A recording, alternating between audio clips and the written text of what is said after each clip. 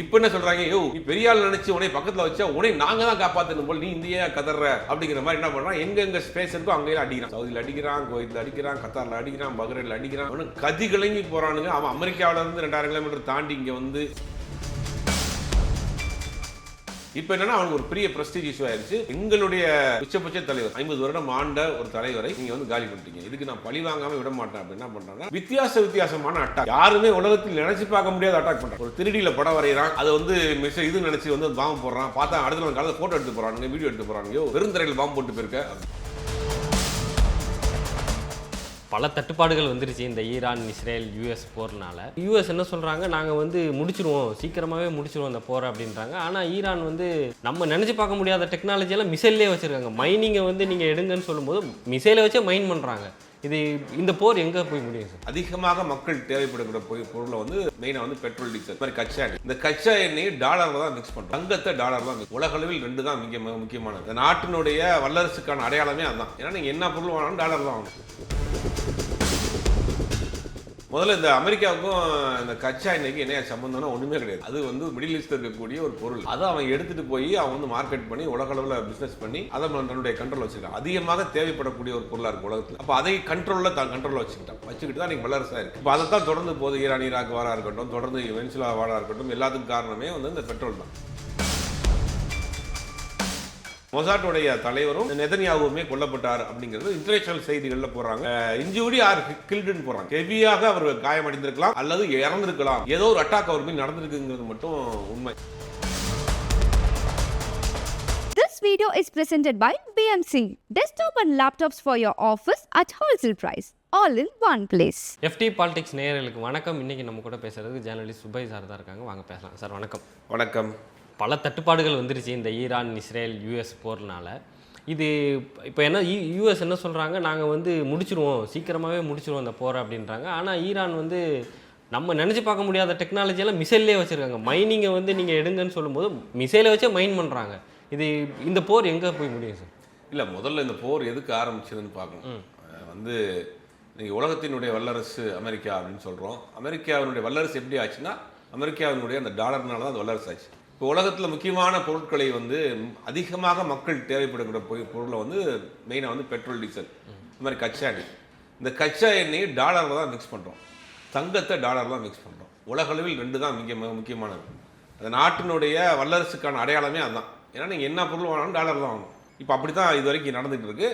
முதல்ல இந்த அமெரிக்காவுக்கும் இந்த கச்சா எண்ணெய்க்கு என்ன சம்பந்தம்னா ஒன்றுமே கிடையாது. அது வந்து மிடில் ஈஸ்டில் இருக்கக்கூடிய ஒரு பொருள். அதை அவன் எடுத்துகிட்டு போய் அவன் வந்து மார்க்கெட் பண்ணி உலக அளவில் பிஸ்னஸ் பண்ணி அதை தன்னுடைய கண்ட்ரோல் வச்சுருக்கான். அதிகமாக தேவைப்படக்கூடிய ஒரு பொருளாக இருக்குது உலகத்தில். அப்போ அதை கண்ட்ரோலில் வச்சுக்கிட்டு தான் நீங்கள் வல்லரசாக இருக்குது. இப்போ அதை தான் தொடர்ந்து போது ஈரான் ஈராக் வாரா இருக்கட்டும், தொடர்ந்து வெனிசுலா வாரா இருக்கட்டும், எல்லாத்துக்கும் காரணமே வந்து இந்த பெட்ரோல் தான். இப்போ அமெரிக்காவை விட இப்போ ரஷ்யா, சைனா என்ன பண்ணுறான்னா நம்மளை இந்தியாவை விட ஒரு மடங்கு பெருசு, மக்கள் தொகையும் பெருசு. அவனுடைய பாப்புலேஷனை வச்சு என்ன பண்ணுறான்னா அடுத்தடுத்து டெவலப்மெண்ட்டில் போயிட்டே இருக்கிறான். பெரிய அளவில் வளர்ச்சி. இப்போ சைனாவிலையுமே பெருசாக பெட்ரோல் கிடையாது. இப்போ எல்லாத்துக்கும் சோர்ஸ் எங்கன்னா இந்த மிடில் ஈஸ்ட், வெஸ்ட் ஏசியா தான். இப்போ இங்கே இருக்கக்கூடிய எண்ணெய் கிணறுகளில் போய் என்ன பண்ணுறாங்கன்னா அமெரிக்கா நிறுவனங்கள் அக்ரிமெண்ட் போட்டுக்குவோம். அக்ரிமெண்ட் போட்டு அதை ராவாக அந்த எண்ணெயை எடுத்து அதை பிரிச்சுருவாங்க. பெட்ரோலா, டீசலா, க்ரூட் ஆயிலா, கேஸா அப்படின்னு பிரித்து அதை வந்து உலக அளவில் அவங்க மார்க்கெட் பண்ணி ஒரு பெரிய பிஸ்னஸ் பண்ணுறான். அந்த மார்க்கெட்டை நிர்ணயிக்கிறது டாலர். நீங்கள் ரஷ்யாவில் இருக்கட்டும், சைனாவில் இருக்கட்டும், மலேசியாவில் இருக்கட்டும், சிங்கப்பூரில் இருக்கட்டும், டாலரில் தான் கொடுத்து நீங்கள் வாங்கணும் அப்படின்னு ஒரு ஃபிக்ஸ் பண்ணிட்டான். இப்போ சைனாக்காரன் பார்க்குறான், இந்த பிஸ்னஸ் எனக்கு பண்ண தெரியாதா, நான் பண்ணுறேன்ட்டு என்ன பண்ணுறான், பெரிய சோர்ஸ் எண்ணெயில் பெரிய சோர்ஸாக இருக்கக்கூடியது ரஷ்யாவிலேயும் ஓரளவுக்கு இருக்குது, ஈரான்லேயும் இருக்குது, வெனிசுலாவிலேயும் இருக்குது. இந்த 3 கண்ட்ரியோட இவன் என்ன பண்ணுறான், டைப் பண்ணிட்டான். சைனா டைப் போட்டு அவன் அதே வேலையை என்ன பண்ணுறான், அவன் மொத்தமாக வாங்கி வச்சு பிரித்து அவன் விற்க ஆரம்பிச்சிட்டான். இப்போ அவன் ஒரு ஆஃபர் கொடுக்குறான். ரஷ்யாக்காரன் என்ன பண்ணுறான்னா, சைனாக்காரன் என்ன பண்ணுறான்னா, சைனாவுடைய பணம் வந்து யுவான். இப்போ என்ன பண்ணிங்கன்னா நீங்கள் டாலரில் வாங்க வேண்டாம், யுவானில் வாங்கிங்கன்றான். இப்போ ரஷ்யாக்காரன் என்ன பண்ணுறான், உங்கள் நாட்டு பணத்தை கூட கொடுத்துங்க நான் வாங்கி தரேன்றான். மற்ற அமெரிக்காவில் டாலரில் கொடுத்து வாங்குகிற கச்சா எண்ணெயை விட ரஷ்யாவில் வாங்குறதும் சைனாவில் வாங்குறது ரொம்ப கம்மி ரேட்டு. இப்போ உதாரணத்துக்கு சொல்லணும்னா நம்ம வந்து ரஷ்யாவிலேருந்து கிட்டத்தட்ட ஒரு 50% வாங்கிட்டு இருந்தோம். அப்போ வெளியில் $75 மேலே போயிட்டு இருந்த ஒரு பேரல் வந்து $60 கொடுத்தான் ரஷ்யாக்காரன். அப்போ அவனுக்கு என்னென்னா உக்ரைன் ரஷ்யா வார், அந்த வெஸ்டர்ன் யூனியன் கண்ட்ரிஸ்லாம் வந்து தடை போட்டுருந்தாங்க வாங்கக்கூடாதுன்னு. அப்போ அவனை ஸ்டாக் வச்சுருக்கிறான், சீப் அண்ட் பெஸ்ட்டாக விற்றுருவோன்னு விற்றுட்டான். அதெல்லாம் அவனுடைய மணிக்கே கொடுக்குறான், டாலர் வேண்டான்ட்டான், நீ இந்தியா காசை கொடுத்து வாங்கிட்டு போன்ட்டான். அப்போ நமக்கு ரொம்ப சீப்பாக கடத்திட்டு இருந்துச்சு. ஒட்டுமொத்தமாக இந்தியாவுடைய எரிபொருள் தேவையில் 70% வந்து நம்ம வெளியிருந்து தான் வாங்குறோம். 30% மட்டும் தான் நம்மளால் இங்கே உற்பத்தி பண்ண முடியுது, எடுக்க முடியுது. அப்போ 70%ல் வந்து ரஷ்யா வந்து இந்த உக்ரைன் ரஷ்யா வார் வந்ததுக்கு பிறகு ரஷ்யாவிலேருந்து தான் நம்ம வாங்குகிறோம். அது கிட்டத்தட்ட ஒரு 40%க்கு மேலே அங்கேருந்து வாங்கிட்டு இருந்தோம். ரொம்ப சீப்பாக வாங்கிட்டு இருந்தோம். வாங்கிட்டு இருக்கப்போ தான் அங்கேருந்து பெரிய நாட்டாமல் என்ன பண்ணாரு, இங்கே யாரும் வாங்கக்கூடாது, டாக்ஸ் போடணும்னு எல்லா நாட்டுக்கும். ரஷ்யாவில் என்ன வாங்குறோம்னா 100% டாக்ஸ். அவர் டாக்ஸ் போட்டாலும் என்ன ஆகி போச்சுன்னா நம்ம ஆளுகள் வந்து வேறு வழி இல்லாமல் டாக்ஸை குறைக்கணும் அப்படின்னு ஒரு காரணத்தை சொல்லி ரஷ்யா ஒப்பந்தம் நம்ம குறைஞ்சிட்டோம். 22 லட்சம் லிட்டர் வாங்கிக்கிட்டு இருந்தவங்க குறைஞ்சி 8 லட்சம் 7 லட்சம் மாதிரி வாங்கிட்டு மீதி அப்புறம் வெனிசுலா பெட்ரோலும் வெனிசுலா எண்ணெயும் அப்புறம் அங்கே இருக்கக்கூடிய மற்ற நாடுகளிலிருந்து வருகக்கூடிய எண்ணெய் நாங்கள் அமெரிக்காவினுடைய தலையீட்டில் அமெரிக்கா கொடுக்கக்கூடியதும் வாங்கக்கூடிய இப்படி வந்துருச்சு. இப்படி போயிட்டு இருக்கப்போ தான் என்ன பண்ணுறான்னா சைனாக்காரன் என்ன பண்ணுறான், யுவானா டாலராங்கிற பஞ்சாயத்து வருது. அப்போ அமெரிக்காக்காரன் என்ன பண்ணுறான்னா சைனாவுக்கு எவ்வளோனா சப்ளையராரு, Venezuela supplier major supplier, Iran major supplier, இவங்க 2 பேர்த்தையும் காலி பண்ணணும். வெனிசுலா என்ன பண்ணால் உள்ளே போய் அந்த தலைவர் தூக்கி வந்துட்டானுங்க. ஈரான் என்ன பண்ணுறான், அணு ஆயுதம் வச்சிருக்கிற அப்படின்னு ஒரு விதம் கிளப்புறாங்க. இப்போ ஏன் இஸ்ரேல் இதில் ஊழல் வந்துச்சுன்னா இஸ்ரேலுக்கும் ஈரானுக்கும் ஒரு ஏற்கனவே வாக்கை தகராறு இருக்குது. அந்த காசா மேட்டரில் பாலஸ்தீன் மேட்டரில் ஒரு தகராறு இருக்குது. ஒரு கட்டமைப்பு உருவாக்கி வச்சுருந்தாங்க இஸ்ரேல் பற்றி. இஸ்ரேல் வந்து உலகத்திலே மிகப்பெரிய உளவு அமைப்பு மொசாட் வந்து நாங்கள் தான் வச்சுருக்கோம், எங்களுடைய வான்வெளிகளில் வந்து காக்கா குருவி கூட எங்களை தாண்டி போகாது, நாங்கள் அந்த அவ்வளோ செக்யூர்டாக இருக்கோம், 7 லேயர் இருக்குது அப்படின்லாம் வந்து ஒரு பில்டப் பண்ணி வச்சுருந்தாங்க. இவன் 7 லேயரா 8 லேயராகுதுன்னு நேராக கொண்டு போய் அங்கே ஒரு பாம்பு போட்டு விட்டான், மிசைலை போட்டான். எப்போ பாலஸ்தீன் இஷ்யூ வர்றப்ப அப்பயே போட்டு கதறி அடிச்சுக்கிட்டு வந்து அப்புறம் அமெரிக்கா ட்ரம்ப் வந்து அதை வந்து பஞ்சாயத்து பண்ணி நானும் நிப்பாட்டுன்னு அப்போதைக்கு நிப்பாட்டினாங்க. இப்போ திருப்பி என்னன்னா இந்த இஷ்யூ வந்த பிறகு என்ன பண்ணால் ரஷ்யாவுக்கு இஸ்ரேலுக்கு அப்போ சப்போர்ட்டாக அமெரிக்கா வந்துடுச்சு. அமெரிக்கா வந்து இஸ்ரேலை தூக்கி தாக்க ஆரம்பிக்குது. இஸ்ரேல்லேருந்து இஸ்ரேல்லேருந்து வந்து இங்கே தாக்குறதுக்கு என்ன பண்ணணும்னா இங்கே இருக்கக்கூடிய வேலையெல்லாம் செய்யணும். அப்போ அமெரிக்கா ஒரு ரொம்ப ஸ்மார்ட்டான ஒரு வேலை என்ன செய்யறான்னா, எந்தெந்த நாட்டில் பெட்ரோல் எடுக்கிறதுக்கு கான்ட்ராக்ட் போகிறானோ அங்கெல்லாம் அவனுடைய மிலிட்ரி ஸ்பேஸை கொண்டு வச்சிடறான். கத்தாரில் வச்சுட்டான், யூஎஸில் சவுதியில் வச்சுட்டான், துபாயில் வச்சுட்டான், யூஏயில் எல்லா இடத்தையும் வச்சுட்டான். எல்லா இடத்தையும் என்ன பண்ணுறேன்னா பெட்ரோல் எடுத்துக்கிறேன், பிஸ்னஸ் பண்ணுறேன், அதே நேரத்தில் அவங்க கண்காணிக்க. இப்போ மிடில் ஈஸ்டில் இருக்கவங்க என்ன சொல்கிறாங்கன்னா, இவங்க நின்று தான் நமக்கு பாதுகாப்புன்னு நினச்சோம், இப்போ நம்ம தான் அவங்க பாதுகாப்பு கொடுக்குறோன்னு அவங்க சொல்கிறாங்க. மிடில் ஈஸ்ட் இருக்க என்ன சொல்கிறாங்க, சரி அமெரிக்கன் ஸ்பேஸ் இருந்ததுன்னா பக்கத்து நாட்டுக்காரன் வந்து அடிக்க மாட்டான், நமக்கு ஒரு பெரிய பாதுகாப்பு இருக்குன்னு நினச்சி தான் அவனை வச்சுருந்தோம், ஸ்பேஸ் வச்சுட்டு போகிறானுங்க, நம்மெல்லாம் வந்து ஒரு சேஃப்டியாக இருக்குன்னு நினச்சோம். இப்போ நம்ம தான் அவனுக்கு பாதுகாப்பு கொடுக்க வேண்டிய நிலைமையாகி போச்சு, இதே நமக்கு அது சிக்கலாயிருச்சு இப்போ அப்படின்னு மிடில் ஈஸ்ட் ஃபுல்லாக வந்து கையை பசிச்சிட்டு இருக்காங்க. இப்போ இந்தியா ஆரம்பத்துலேருந்து காங்கிரஸ் கவர்மெண்ட்டாக இருக்கட்டும், பிஜேபி கவர்மெண்ட்டாக இருக்கட்டும், வெளிநாட்டு கொள்கையில் ஒரு விஷயத்தை ரொம்ப ஃபாலோ பண்ணுறாங்க. அது என்னென்னா எந்த நாட்டுக்கும் நம்ம ஸ்பேஸ் கொடுக்குறதில்ல. நீ வந்து பயிற்சி எடுத்துகிட்டு போ, கூட்டு பயிற்சி எடுப்பாங்க, 2 நாடுகளுடைய கூட்டு பயிற்சி ஜாயிண்ட் ட்ரைனிங் நடக்கும், மிலிட்ரி ட்ரைனிங் நடக்கும். அதே நேரத்தில் இங்கே ஸ்பேஸ் கிடைக்க கொடுக்குறதில்ல. அதை ரொம்ப ஃபாலோ பண்ணுறாங்க. இது சிக்கல் வரும்னு தெரிஞ்சே தான் அன்றைக்கி வந்து நேரு காலத்துலேருந்து இப்போ வரைக்கும் அதை ஃபாலோ பண்ணுறாங்க. அப்போ இவனுங்க என்ன பண்ணுறாங்கன்னா, நம்ம ஒரு பெரிய ஆள் நம்மளை கூட இருக்காரு, நம்ம தாதா ஒருத்தர் கூட இருக்காரு, நம்மளை யாரும் தொட முடியாதுன்னு நினச்சானுங்க, அந்த தாதாவையும் போட்டு முத்துறாங்க. இப்போ என்ன சொல்கிறாங்க, யோ நீ பெரிய ஆள் நினச்சி உடனே பக்கத்தில் வச்சா உடனே நாங்கள் தான் காப்பாற்றணும் போல் நீ இந்தியா கதற அப்படிங்கிற மாதிரி என்ன பண்ணுறான், எங்கெங்கே ஸ்பேஸ் இருக்கோ அங்கேயும் அடிக்கிறான். சவுதியில் அடிக்கிறான், குவைத்தில் அடிக்கிறான், கத்தாரில் அடிக்கிறான், பஹ்ரைனில் அடிக்கிறான். அவனுக்கு கதி கிளங்கி போகிறானுங்க. அவன் அமெரிக்காவிலேருந்து 2000 கிலோமீட்டர் தாண்டி இங்கே வந்து இவனை போட்டு அடிக்கிறதுக்கு என்ன செய்யறான்னா, இங்கே இருக்கிற ஆளை பூரா அடிக்க ஆரம்பிக்கிறான். அப்போ என்ன பண்ணுறான்னா, அந்த ஹார்மோஸுங்கிற அந்த அந்த நீர்வழித்தடத்தை என்ன பண்ணுறான்னா லாக் பண்ணுறான்.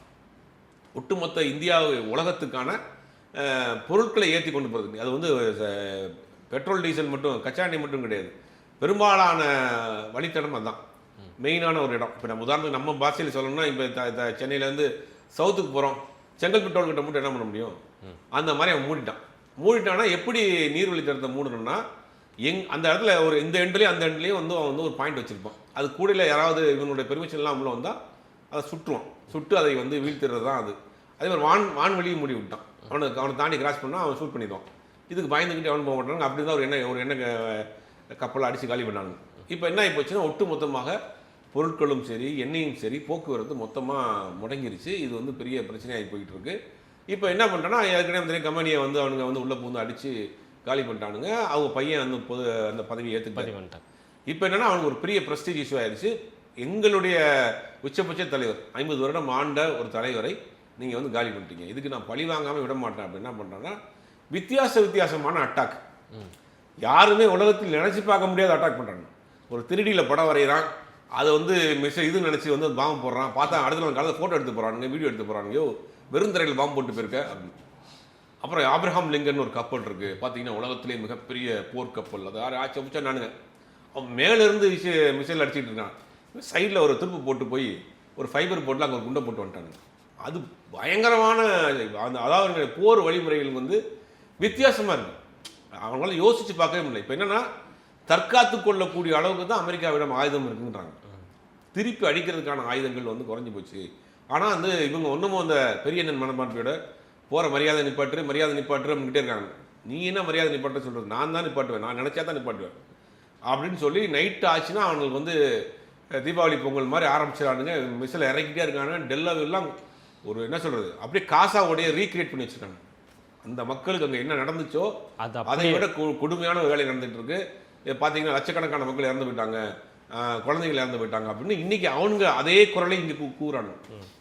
அந்த குரலை வந்து கேட்க ஆரம்பிச்சு. அப்போ நீங்கள் வந்து பள்ளிக்கூடத்தில் ஈரானில் போட்டு கிட்டத்தட்ட 100கணக்கான இப்போ ஸ்கூல் பிள்ளைங்கள இருக்கப்போ அந்த அப்பெல்லாம் வரலையே. அப்போ ஒட்டுமொத்தமாக இஸ்ரேலினுடைய அழிவுங்கிறது ஏறக்குறைய வந்து அது முக்கால்வாசி இஸ்ரேலில் முடிச்சிட்டான். இஸ்ரேல் மீண்டெழுந்து வர்றதுக்கெலாம் ரொம்ப கஷ்டம். இப்போ 2 நாளாக நேற்று நைட் இருந்து ஒரு செய்தி போயிட்டுருக்கு. நெதன்யாஹூ வந்து ஹெவி இன்ஜியோர்டு ஆர் கில்டுன்னு போடுறாங்க இன்டர்நேஷனல் நியூஸ்லாம். அந்த மொசாட் அமைப்பு வந்து உலகத்திலே மிக பெரிய உளவாளி அமைப்புன்னு சொல்லுவாங்க. அந்த தலைவரை நேற்று போட்டானுங்க. அப்புறம் விஷயம் வந்து அப்படியே கசியுது. நெத்தனியாவுக்கு பலத்த அடி இருக்கும், பழுத்த படுக்கையாக இருப்பார் அப்படின்னா இப்போ இன்னைக்கு காலையிலேருந்து அவர் இறந்துருக்க தான் வாய்ப்பு இருக்குது. ஏன்னா மொசாடோட தலைவர் செத்துட்டார், 2 பேரும் தான் மீட்டிங் போகிறதா இருந்தது அப்படின்ற மாதிரி நியூஸ் வருது. இது எந்த அளவுக்கு இல்லை, அது ஒன்றும் உறுதிப்படுத்தலை. ஏன்னா இந்த உலக மீடியாக்கள் பூரா அவங்க கண்ட்ரோல் தான் இருக்குது. அதனால் அவங்களுக்கு ஒரு பெரிய ப்ரெஸ்டீஜ் இஷ்யூ. அவனுடைய சேஃபான ஒரு நாட்டுக்குள்ளே வந்து ஒரு அவங்க நினைக்கக்கூடிய ஒரு தலைவராக இருக்கக்கூடிய மேலே வந்து இங்கே வந்து காலி பண்ணியிருக்கிறானுங்க அப்படிங்கும் போது அது வந்து உறுதிப்படுத்தாமல் இருக்குது. ஆனால் அது வந்து மற்ற இண்டிபெண்டன்ட் ஜேர்னலிஸ்டாக இருப்பாங்கள்ல அவங்களாம் எடுத்து போட்டுருக்காங்க. ஒரு இடுபாடுகள்லேருந்து நெதன்யாஹூ அப்படி தூக்குற மாதிரியான ஒரு ஃபோட்டோ வருது. அப்போ அந்த மொசாட்டோடைய தலைவரும் நெதன்யாஹூவுமே கொல்லப்பட்டார் அப்படிங்கிறது இன்டர்நேஷனல் செய்திகளில் போடுறாங்க. இன்ஜூரி ஆர் கில்டுன்னு போடுறாங்க. ஹெவியாக அவர் காயமடைந்திருக்கலாம் அல்லது இறந்துருக்கலாம், ஏதோ ஒரு அட்டாக் அவர் மீது நடந்திருக்குங்கிறது மட்டும் உண்மை. ஏன்னா மற்ற மாதிரி வண்டியிலேருந்து விழுகிறோன்னு அட்டாக்லாம் கிடையாது. பாம்பு போட்டு அட்டாக்னா கண்டிப்பாக அது வேறு மாதிரி இருக்கும், அது தப்பிக்க முடியாது. அது ஒன்றும் எத்தனை நாளைக்கு தான் நீங்கள் மறைச்சி வச்சுருப்பீங்க, வெளியில் கொண்டு வந்து போட்டு தானே ஆகணும். ஏற்கனவே இன்னும் 3 நாளாக எந்த வீடியோவும் போடலை அப்படின்ற ஒரு நியூஸ். நம்ம வெளியில் அவர் வரல, மக்களை பார்த்து பேசலை, ப்ரெஸ்ஸை சந்திக்கலை அப்படிங்கும்போது சந்தேகம் வலுவாகி போகுது. ஏறக்குறைய ஒரு பெரிய ஒரு இன்சிடென்ட் நடந்திருக்குங்கிறது மட்டும் தெரியுது. இப்போ நம்ம தற்காத்துக்கணும் அப்படின்னா இப்போ இந்த பெட்ரோல் தட்டுப்பாடு இன்னும் 1 வாரம் போயிடுச்சுன்னா நமக்கு திண்டாடிடும் நிலைமை. இப்போ இதுலேருந்து நம்ம எப்படி தற்காத்துக்கிறதுன்னு ஒன்று இருக்குல்ல? சரி, நம்ம தற்காத்துனா இயற்கை வழி தான். இயற்கை தற்சார்பு வாழ்க்கையை வாழ வேண்டிதான். ஆடு மாடுகளோடு பேசிக்கிட்டு அது வாழ்ந்துட்டு போக வேண்டியதான். வேறு என்ன செய்யறது? இப்போ எல்லா காலத்தையும் நம்ம கொரோனா காலத்தில் 2 வருஷம் வீட்டில் இருக்கும் யாரும் யோசிச்சு பார்த்துருக்குமா? அப்போ நம்ம இயற்கை நோக்கி போகலையா?